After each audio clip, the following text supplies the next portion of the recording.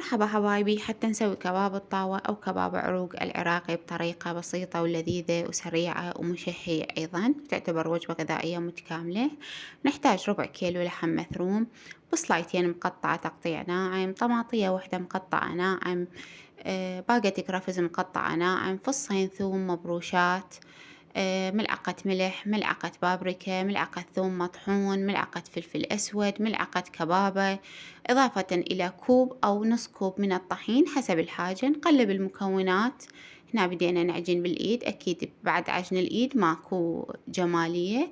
يقلى على شكل أصابع ويتقدم بألف صحة وعافية، كلش لذيذ وكلش أنصح بيه، وماكو أطيب من هي صينية عراقية وياها الخضرة والطرشي، طعم ولا بالخيال، وياها قلاصة شاي تطلع كلش لذيذة وطيبة.